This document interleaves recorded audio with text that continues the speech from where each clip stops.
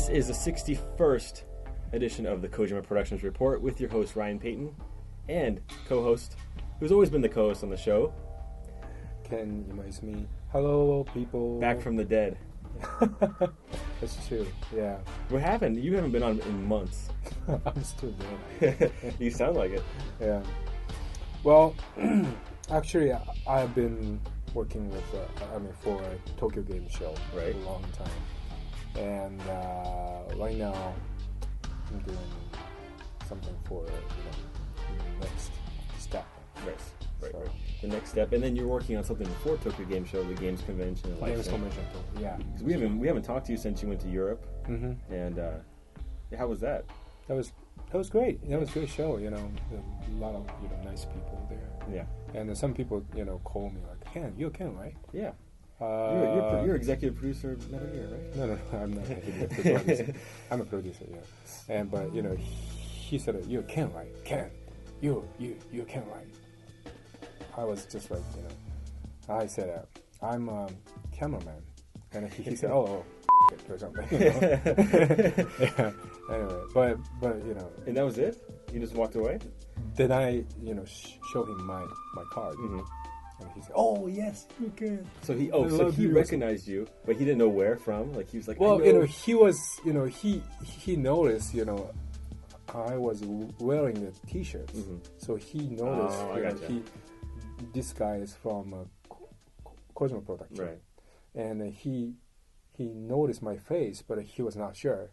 I like how you use that cameraman tactic. Yeah. Because we sent some people to man the Sony booth at Tokyo Game Show, mm-hmm. like our own staff, to help and stand by the booths to make sure everything's going cool. And somebody asked at the pre-meeting, like, what do we do if people ask us about the game, and like, when's it coming out and all this kind of stuff? And your advice was just tell them you're part time and we hired you for TGS or something. That's a good strategy. So, welcome back to the show. Oh, thank you very much. And we're going to be moving. We're going to be neighbors now.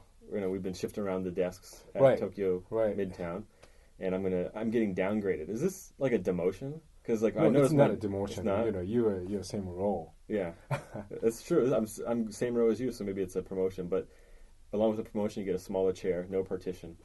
So I'm going Japanese style. Because that's one thing that I hate about working in Japan is that there's no partitions, like no privacy. So people know, when I'm sleeping or when I'm when I'm writing email on my cell phone. So that's the experience in Japan. You're working side by side with some dude without the partition. I hate that too. But you're doing it right now. Yeah, I used to have my room, mm-hmm. but now no room. And see, I'm jealous of Mr. Kojima and Yoji. Yeah, they got their own real legit rooms. It's cool. Mm-hmm. Well, maybe in 50 years from now. Well, maybe, yeah, someday. So what I haven't done on the show. First of all, I haven't had you on a long time, so thanks for making the time. And You're welcome. And I know people appreciate it. We get emails and like, what happened to Ken? And sorry. What happened to Aki? Oh, he's gone. Yeah, he's in Barcelona, Madrid right now. I think. Yeah. So, another thing we haven't done in a long time is the mailbox. So I thought I'd bring back some letters and dip from that pool of hatred and fandom as well. And so I'm picking up a letter from Samurai X in the United States. He's a frequent contributor to the show. He writes in lots of good questions. So his question is: so back before E3, you had a podcast and you made a statement about several gaming events that Kojima Productions would be attending, and he said besides E3, and that included the Sony press event in Tokyo, mm-hmm. Metal Gear 20th anniversary party, mm-hmm. Games Convention at Leipzig, mm-hmm. Tokyo Game Show, and E4All. Now my question is Kojima Productions still planning to show up at E4All this year? That's a toughie. Yeah. Well, I know a lot of you are tuning in because you know that I said last week I'm going to make a cool announcement on the show. And mm-hmm. that cool announcement is, yes, we will be attending E4All. Mm-hmm. And it's going to be good. Oh. You are going? Yeah. No, but really, I'm going to be bringing along mm-hmm. the English version mm-hmm. of the Tokyo Game Show playable. Yes. So it's all in English. I'm going to bring it along. I'm going to be installing it in all the 12 kiosks we have mm-hmm. at E4All at the Konami booth. So you can play the English build of the of the trial version that we prepared. Cool. That's big news. Yeah, it's good. It's great news. It's big for our team. There was some doubt at one point whether or not we could go to the show because that's a lot of work to put together just a demo version. And we already did it with TGS. Do we want to do it again for E4All and not focus on the game itself? So yeah, Hideo wanted to go there, but he has to focus on the game design. Right. And right now we are doing the final tuning stuff. So unfortunately he's not going to be there, but Ryan Payton will be you're stuck there. with me. Yeah. So that's the bad news, but the good news is we'll have the playable there.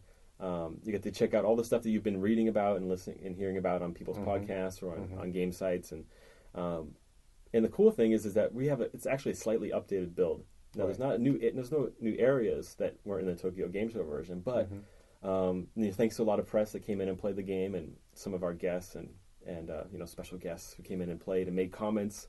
I took down a lot of notes and we made a couple tweaks here and there. So the AI has been tweaked a little bit.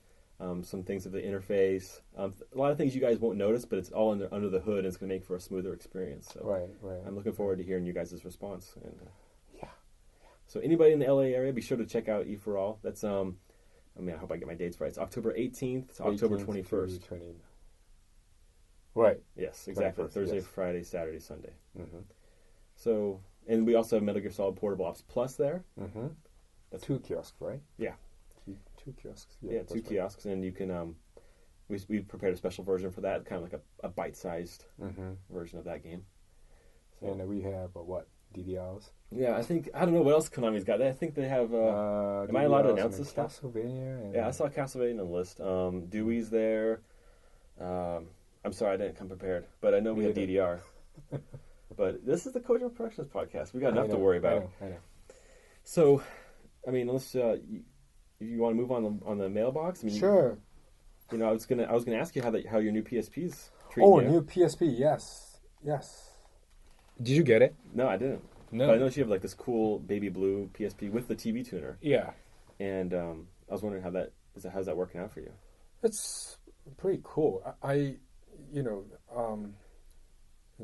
Japanese people call one seg.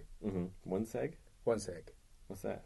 One seg means shorter version of the one segment.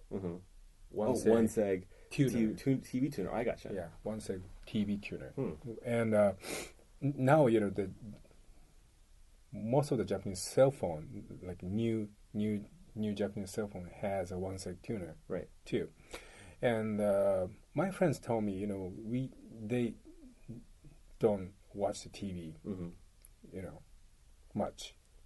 But PSP has a wider screen, right? Right.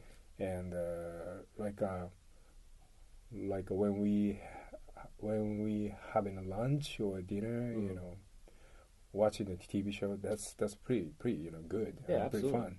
It's just a shame that you can't watch it while you're on the subway. That's true. Because there's no reception, but right.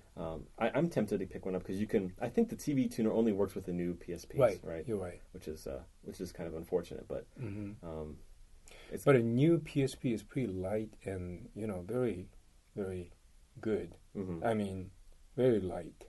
Right, and so you can lug it around. Before the old PSP is a little bit too heavy, It's just kind of in that weird spot where it's sort of the size hasn't changed with the new one, but it does seem like a little more portable you can actually put it in your back pocket without your pants sagging down. Yeah. So let's move on to the mailbox, Mr. Imaizumi. Yes, This is a good question. Now, this is really interesting. Okay, first I'm going to read the question, and then I'll talk about my interesting story. Okay. So Amar from Saudi Arabia. I love getting emails from the Middle East, by the way, because they always have really interesting questions and really interesting perspectives on things. And this is a little bit long email, but bear with me. He said, I read in OneUp.com's article about MGS4, about the TGS demo, that there's the city of Medina, Saudi Arabia, that we have some kind of like that text in the game somewhere, that we actually refer to the city of Medina, Saudi Arabia. I don't know if this is true because OneUp is the only website that has mentioned this. Good job for checking that. Was it a market that you meant, or is it really the holy city of Medina in Saudi Arabia? I know that Mr. Kojima respects all religions and cultures, and so do you and all the guys at Kojima Productions. So I have to say that I might be offended if it's true that this is a city of Medina that you're referring to. However, I hope this whole thing is nothing and just a misunderstanding from One Up. Well, Mr. Amar, I'm happy to report that this was a mistake from One Up. Shane, who came in and played it, Shane Bettenhausen, he's an awesome reporter. He does a great job, and he jotted down Medina when he saw that as one of the checkpoints. And you're right, Medina. In this instance, we're referring to as a market, which there's Medinas in all sorts of different countries in the Middle East, and that's what we referenced. So the game is not set in Saudi Arabia, and it's not set in the holy city of Saudi Arabia. So somewhere in the Middle East. Yes. Not Saudi Arabia, and we did not go to Saudi Arabia on our research trip. True. We went to another country. We went to that one country. Yeah. Yeah. There. It seems like such a long time ago. That's last year, right? Yeah, last March. Last March. Wow. Yeah. No. Yeah. Last March. Yeah. No joke. 2006, right? Yeah. Oh. Year and a half. Year and a half. I can't believe how much time's flown that by. Wow. That's feels like very, very. I mean, a few months ago. It does. But the cool thing is, playing through the TGS demo, you can see where we took some influences. Right. But we've also made our own city, because there really isn't anything like that in the world that we've created. I mean, it's more of a downtown setting that we've created. For the gameplay, really like the battlefield and things like that, like wider streets. We have English on the advertisements. It's not in Arabic. Really good. So what the interesting thing though is, from Amar, he had this good email, and then in the mailbox I had, no joke, about 20 other emails about this One Up story, and they're all with the same text but from different people. So what I think happened, this is what I think happened. I bet I'm right too. Is that somebody, like, they had this discussion on like an Arabic message board. Like, somebody was worried, and they said, "Here, can somebody translate this into English? Our worries, and then we'll send it to Ryan." So they must have copied and pasted whoever translated that into English, and then just sent it to me. So I have people like Tyler from Kuwait and Haman from Saudi Arabia, and all these different guys that sent the same exact email. Or maybe they're family. Or this is true. All over the Middle East. Yeah. Big family. Yeah, there's this huge family that's all Metal Gear fans, and they're very concerned. Cool. Also from the Middle East is Solid Snake. Well, a user by the name of Solid Snake. And he has a question. He wants to know, how do you become a game designer? I thought this is a good question for you, because this is a question we get in a lot. Do you have any suggestions for somebody who wants to create games? Well, for my perspective, I recommend read books and play games, and how to make the people happy or joy, or think about like how. Isn't it like how to anticipate what people might think, or how people will approach different problems? That's true too. That's true. Just think about the all possibility. What's gonna happen? Like if somebody going this way or that way, and then do this kind of stuff, and then what's gonna happen, and then how people feel. And it's not too far removed from like product design or other kinds of design. So I mean, you could do a lot of good by reading books, like Ken said, about design, because it's not only about games. I mean, it's really what design is all about. Is like designing for everybody, and thinking about anticipating what people are going to do with your product. Right. So as far as my advice is, I recommend doing something different. I mean, you can't really go to school and get a major in game design, and then start entering a company and start working on a game and becoming a game director. Really, I mean, those cases are few and far between, and you have to have a special skill set that people need. And whether you're an artist like Ken was when you first entered Konami, I mean, you weren't a producer. I mean, that's something you move up to. I mean, the director of the Boktai series, Nakamura, he's an artist and still is. Right. And he grew into that director's role. Right. Myself, I'm American and I'm in Japan, so I got this job. No, but yeah, everybody's got like different skill sets. So bring something different. Like if you have a background in movies and like depths of field, and you can see like cool camera angles, and you have that skill. I mean, game companies might pick you up and you can move into that role of director later on. We need those kind of people. Exactly. Yeah. Absolutely. Yeah. There's a serious lack of that kind of stuff. We need people with like Hollywood experience and working on movies rather than games almost. Right. So that's my advice. Good. Good stuff? Good stuff. You approve, boss? Yeah. All right. Okay, next. All right. So on to the next question. It's Aridam from the UK. Uh-huh. And it's just a quick question. He said he heard a few months ago that Richard Horvitz, who's a voice actor, and he's a very good voice actor. In fact, he voices the lead in Billy and Mandy, which is a really funny cartoon. And so he heard a rumor that Richard is going to be doing voiceover work for MGS4. Can you tell us what his character's name is? And well, Richard's not playing like a huge lead part, if that's what you're wondering. He's playing soldiers, which is actually pretty cool because we have lots of battlefield chatter. So, and he's a really funny guy. So, especially for those funny lines that we put in the game, he did an awesome job. But you know, Richard, he's very talented. He just makes the workflow go so much slower when he's in the studio because he's so freaking funny. Like we can't get any work done. So, but you know, we purposely put him in and schedule him at the end of the day, so you know we can record and then kind of joke around afterwards and have to worry about the next client that's coming in or something. So but he's a cool guy, and I can't wait to see. Can't wait to hear that. Yeah, well, you can at E for All. Yeah, but you're gonna be missing it though. You're gonna be coming in right after. I think we're gonna rendezvous in LA right after E for All for some other work. And the last question is from Eric from the United States, and he says, I was watching G4 TV and I saw coverage of the Tokyo Game Show, and they said that when you fire weapons in MGS4, use the R1 button, and I was upset at this because the controls have changed, and I was wondering if controls will be adjustable in the game. I'm a huge Metal Gear fan, and I really wanted to play with the original controls. So, trust me, Eric, you do not want to play with the original controls because the controls in MGS4 are so much better. And I understand that you might be used to using the square button to shoot. I mean, if Metal Gear Solid 3 is the only game that you play still, I mean, most games now are using the R1 button as a trigger because it makes sense. It's like a gun. It's like using your pointer finger to shoot.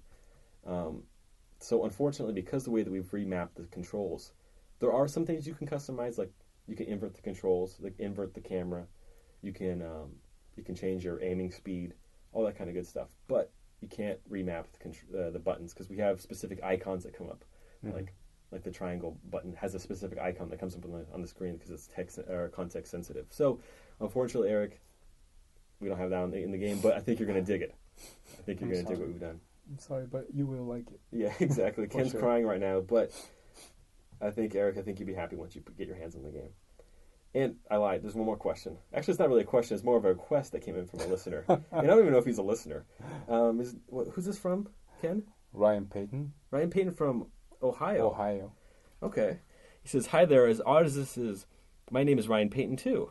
The reason I am writing is because I think some of your fans have us confused. It appears that I have been receiving some of your fan mail. It's not a big deal. I was just wondering if there's any way you can communicate to your fan base that ryanpayton@hotmail.com is not your email address.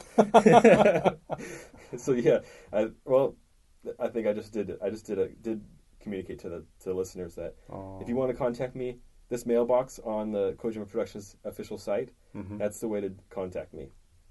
Not through ryanpayton@hotmail.com because that's not me. So he's same name, right? Same name. I've never come across another Ryan Payton in my life. And I think that about wraps up the mailbox. Yeah. Do you have anything that this room is really hot, by the way. That's okay. Oh, we're back in the basement of Tokyo Midtown, wrapping up the 61st episode of the Kojima Productions Report. Great. Thanks for listening. Thanks for joining me, Ken. Well, thank you. I'm glad to be back. Yeah, well, hopefully we can record some more shows maybe when we're in LA hanging out. Oh, that would be cool. Just because we're going to have that thing. Yeah, that thing. The secret stuff. The secret stuff. I know you guys hate it when we say the secret stuff because we never talk about it. But it's something we've been planning for 2 years. And it's finally coming together in about 2 weeks from now. And, it's exciting. Exciting, yes. And it's related to something we've talked about on the show before. We've had a guest come in to talk about this project. And it's finally coming together. Keyword is Logan.